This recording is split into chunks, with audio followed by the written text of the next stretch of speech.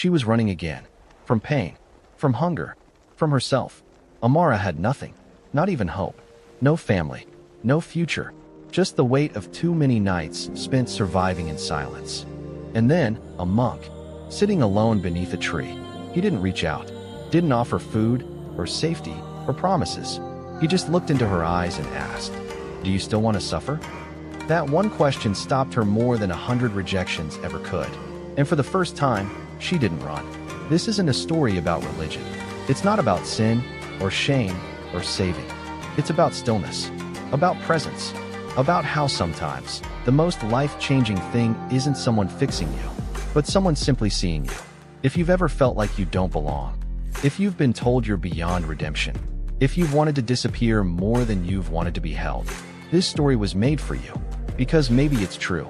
We don't need to be rescued. We just need someone to remind us that the light was never gone. We were just too tired to see it. So stop for 5 minutes. Let this story in. You might not cry. You might not speak. Darkness isn't always nightfall. There are shadows that don't come from the sky, but from within the human heart. And there are people who've walked in that shadow for so long, they forget the light was never truly gone. It just waited for them to turn back. This is the story of one such soul. 1. Amara, the unwelcome child. Amara was born on a stormy day in a poor fishing village on the southern coast. Her young mother gave birth on a torn bamboo mat beneath a thatched roof, with only the village midwife by her side. Outside, the sea roared and the wind howled, as if the universe itself was reluctant to welcome her into the world, leaving behind a mother's soft lullaby that already carried the weight of sorrow. Amara, whose name meant immortal, was born into a family where love barely survived a single day. Her eyes dry. She was too young to understand loss, yet old enough to feel the cold absence of someone who once held her. 2. A home without light. Amara's childhood was a blur of fear and silence. Her father drank himself into oblivion daily, cursing the world, and sometimes her.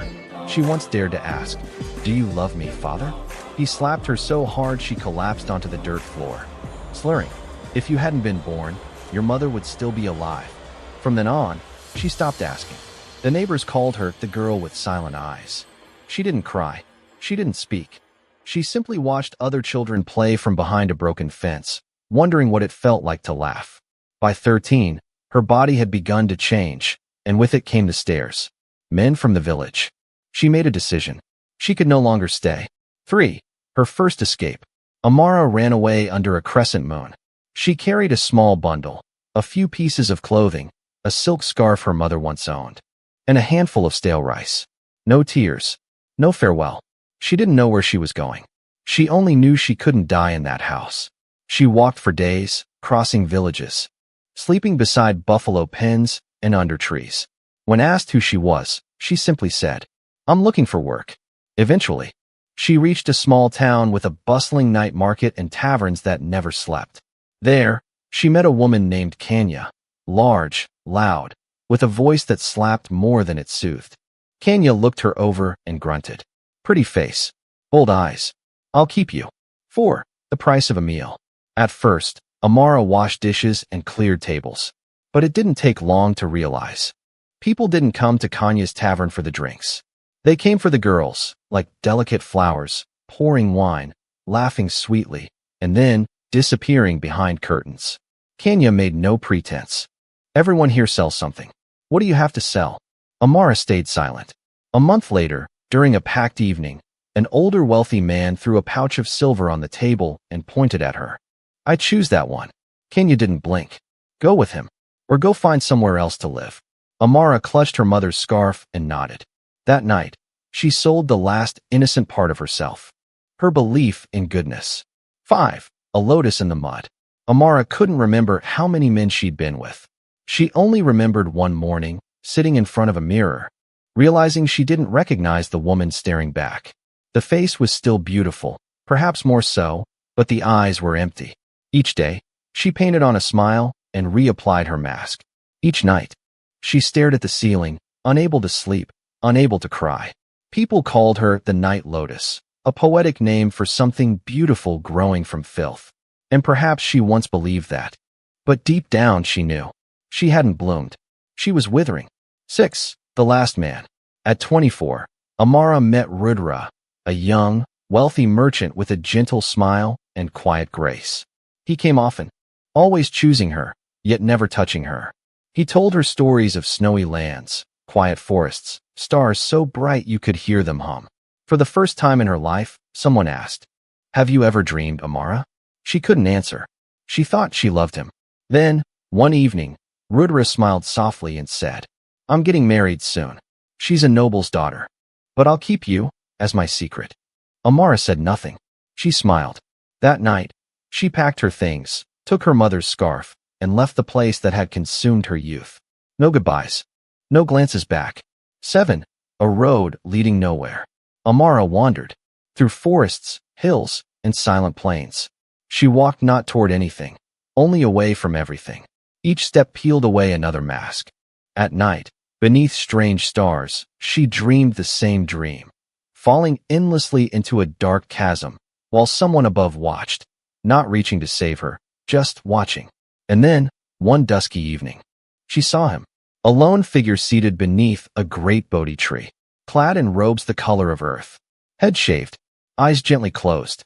Amara stopped, her heart stilled. Without knowing why, she stepped forward and sat a few paces away. She didn't know who he was, but somehow she felt she had finally reached a place safe enough to begin. Part 2. Beneath the Bodhi tree, the one who didn't save, but awakened. Some encounters are not born from fate, but from exhaustion. When a person reaches the very edge of suffering, they may not need a hand to lift them, but simply a gaze that allows them to stop running. 1. The man who spoke no words, yet calmed the soul. Amara sat beneath the Bodhi tree, keeping a respectful distance from the man in saffron robes. She didn't know who he was. There was no reason to trust a stranger deep in the forest. And yet, something inside her grew still. Not the stillness of sleep, but of a lake after rain, calm, clear, and quiet.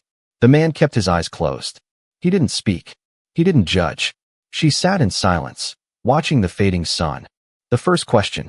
As dusk turned to night, the man slowly opened his eyes. He didn't look at her, just spoke softly, like the wind brushing through trees. "Have you walked far enough?" Amara's heart trembled. She didn't fully understand, but the words echoed deep inside her. She answered, barely above a whisper, "I don't know where I've been going." The man's gaze remained fixed on the forest ahead, his voice low and even. "Then it is time to stop." Amara turned toward him, really seeing his face for the first time. It was calm, so calm. It seemed nothing in the world could disturb it. She couldn't help but ask, "Why don't you ask who I am?" He tilted his head slightly, his eyes like early morning mist. "I don't need to know who you were. I only care who you wish to become." 3. A confession no one demanded. Amara broke down in tears. Not from pain, not from guilt, but because someone, finally, didn't define her by her past. Tears she had buried for years now flowed freely, like a spring welling up after a long drought. She spoke, though no one asked. "I was a courtesan. I sold myself. I loved a man who belonged to another. I wanted to die." Silence. The man simply placed his hand gently upon the earth beside him. This soil was once waste and rot, yet it nourishes flowers. Amara looked up. "I'm not worthy." He smiled, gently. "None of us are. But all of us can change." 4. Beginning with the breath. At dawn the next day, Amara returned to sit under the Bodhi tree. The man, now she knew he was a wandering monk, taught her how to sit, how to close her eyes, how to feel her breath. No chanting, no rituals, just being still and noticing. She thought it would be simple, but when her eyes closed, memories came rushing in. Her drunken father's face, the breath of strangers in dark rooms, the disdain in every glance. She gasped, sweat beading on her skin, and bolted upright. The monk merely said, "The past is like waves. Let them pass. You are the shore. Just stay." From that day on, she sat a little longer each time. Some days she cried. Some days she nodded off. But gradually, something opened inside her. And in that space, there was no longer just pain.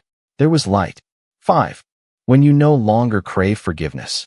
One afternoon, Amara asked, "What must I do to be forgiven?" The monk turned to her, gently.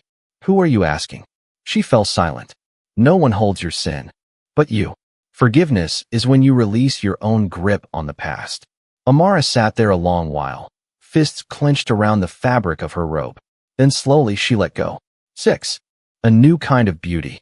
After 39 days, Amara was no longer the same. Not because she wore simple robes. Not because she had lost weight. Not because her face was bare. But because her eyes now held light. She no longer needed compliments. She no longer feared being left behind. She knew that if anyone stayed, it would be herself. She sought no title.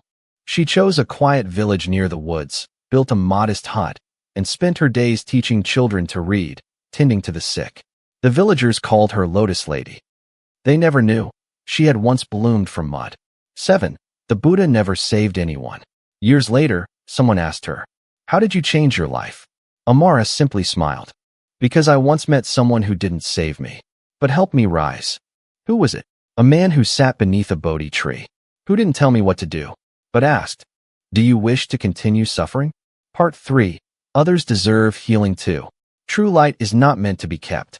If one flame can ignite another, then even a heart that has been broken to its depths can become the place where others come to rest. 1. The Wandering Girl. One early summer morning, as Amara swept the yard in front of her small hut, she noticed a figure standing beneath the tree at the village edge. It was a young girl, maybe 17, her face smeared with dirt, eyes full of weariness.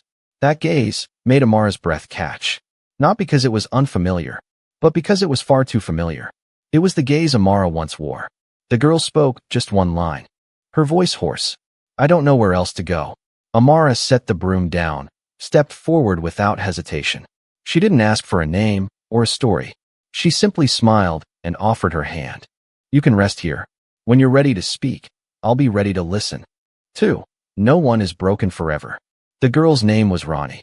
Abandoned by her parents as a child, she had drifted from place to place, serving, cleaning, then eventually slipping into what she called the bottomless hole. Amara didn't preach. She didn't advise. She simply shared her own story. No sugarcoating. No shame. Ronnie cried often. Some days she shouted. Other days she sat in silence for hours. But Amara always placed a warm bowl of rice on the porch, a folded blanket in the corner. Then one day, Ronnie whispered, "Did you ever feel like you couldn't forgive yourself?" Amara answered, just as she once had for herself. Forgiveness doesn't mean you deserve it. It means you no longer want to live in chains. 3. Eyes can be lamps. From that day on, Ronnie stayed. She learned to sit in silence, to feel her breath, to gently care for wounds on the elderly in the village. Each day, she wrote a single sentence. "Today, I did not run away." One evening, a drunken man collapsed at the door, reeking of alcohol and forgotten years. Amara noticed he looked like her father. Ronnie stepped back, her body tensing with fear. But Amara only said, "Don't be afraid. Your eyes can be a lamp, or they can be a mirror. Let them see themselves, not your fear." Ronnie knelt down and gently wiped the man's face. 4. No one saves anyone, we only remind. Years passed. Amara's little hut became a place the suffering came to, not to ask for anything, but simply to sit still. People would say, "She doesn't perform miracles. She doesn't preach or heal." But when I leave her place, I feel like I've laid something heavy down. Amara never saw herself as special. She was just a single flame, once lit by a quiet gaze under a Bodhi tree long ago. 5. When flowers bloom without witness. One morning, Amara woke earlier than usual. She didn't feel pain. She didn't feel sadness. Only that it was enough. She stepped into her garden, breathing deeply the scent of damp earth after rain.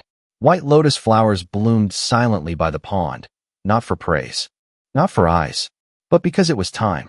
She sat down, spine straight, eyes closed, and quietly, she left this world, like a feather falling softly to the ground, unnoticed by people, but not by the wind. 6. A final note. Inside the hut, they found a small scrap of paper in her handwriting. Those who were broken are not ruined. Those who lost their way are not lost. If you can return to this breath, this moment, then the light was never gone. The Buddha never saved me. He simply helped me remember who I was. Amara. Not everyone is born embraced by light. Some, like Amara, grow up in darkness, wounded, forgotten by the world. And yet, the miracle is this. Within every person, a quiet spark of light remains. If one dares to pause, just for a moment, and turn inward, even the deepest cracks can become places where light seeps in. The Buddha didn't perform miracles. He didn't pull people from the mud. He simply sat, like a still mirror, so that those who were ready could finally see themselves. And that, perhaps, is the greatest gift. Because true light doesn't come from outside. It blossoms from a heart that has known pain. And when we have the courage to face ourselves, we don't need to be saved. We simply begin to walk out of the darkness.